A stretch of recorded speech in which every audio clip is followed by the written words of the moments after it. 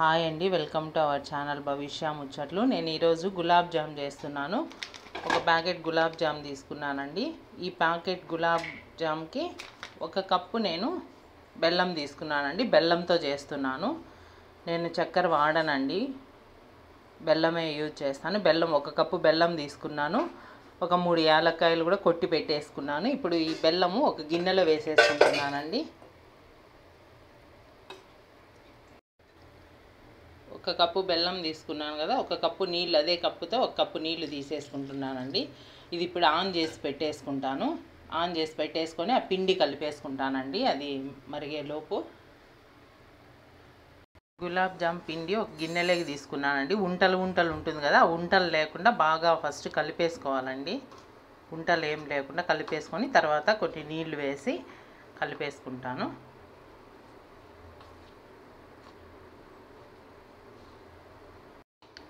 పిండి కలిపేసుకున్నానండి. చూడండి, మరీ మెత్తగా లేకుండా మరీ గట్టిగా లేకుండా ఇట్లా అనగానే ఇట్లా ఉండాలి.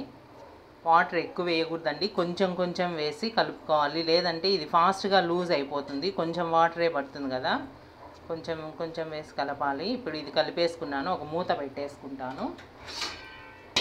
అంతలోపు ఈ పాకం రెడీ అయిపోతుందండి. ఆల్రెడీ సగం పాక అయిపోయింది. చూడండి, అంత బెల్లం కరిగిపోయింది.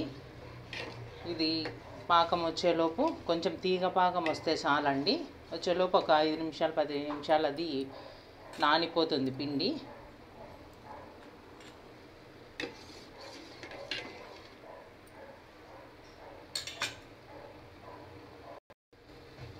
ఈ బెల్లం పాకం రెడీ అయిపోయిందండి. కొంచెం తీగ పాకం వచ్చింది. ఇట్లా అంటే కొంచెం చూడండి, ఇంకా ఆఫ్ చేసుకుంటున్నాను. ఆఫ్ చేసి కొంచెం చల్లారిన తర్వాత వడబోసుకుంటానండి. బెల్లంలో ఏమన్నా ఉన్నా కూడా మనకు నీట్గా ఉంటుంది. ఇది ఆఫ్ చేసేసి వంటలు చేసేసుకుంటానండి గులాబ్ జాము.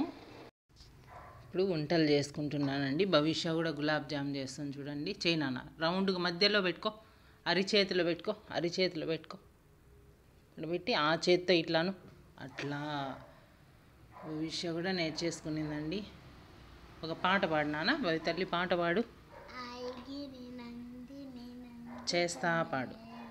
కృష్ణ వినోదిని నందనుతే దిది వరవింద శిరోదిని వాసిని కృష్ణవాసిని కృష్ణరుతే భగవతి హేషిని కంఠ కుడుమ్మికు గౌరి కుడుమ్మికు గౌరి కుతే జయ జయ హే మరి సాక్షురమం మమ్మిత రమ్యకవర్తన శైలసుతే. అంటే నిన్న నచ్చితే మా మమ్మీ చూడండి ఏం చేస్తాందో, నేను గులాబ్ జామ్ చేస్తున్నామండి. Very good. భవిష్య కూడా నేర్చేసుకునిందండి. భవిష్య చేస్తుంది, పిండి తింటుంది. చూడండి, కానీ ఫాస్ట్ చూడండి. భవిష్య ఒక్కొక్కటి ఒక షేప్లో చేసి పెట్టింది అన్ని. కానీ ఇదిగోండి నా షేపు. కానీ భవిష్య కానీ లేట్ అవుతుంది.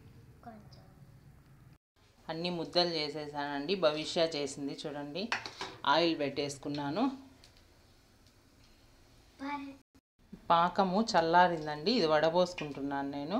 ఏమన్నా నలకలు ఏమన్నా పుల్లలు అట్లా ఉంటే కన్నా నీట్గా ఉంటుంది. బెల్లం కాబట్టి ఖచ్చితంగా ఉంటుందండి.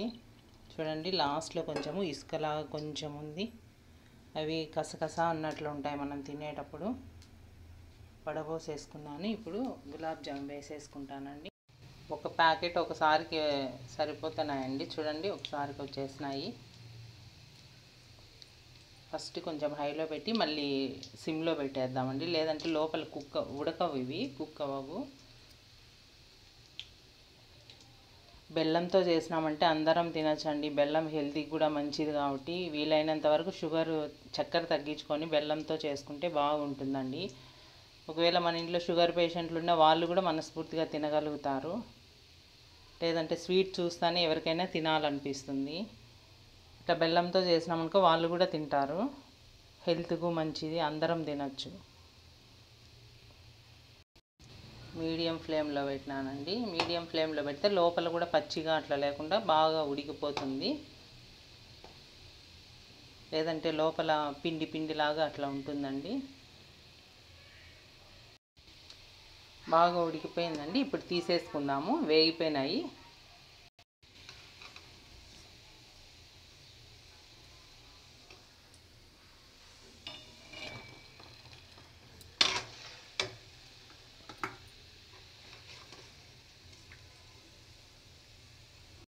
గిన్నెలోకి తీసి పెట్టేసానండి. కొంతసేపు చల్లారినాయంటే అంతలో అది పాకం అంతా గులాబ్ జామ్ పీల్ చేసుకుంటుంది.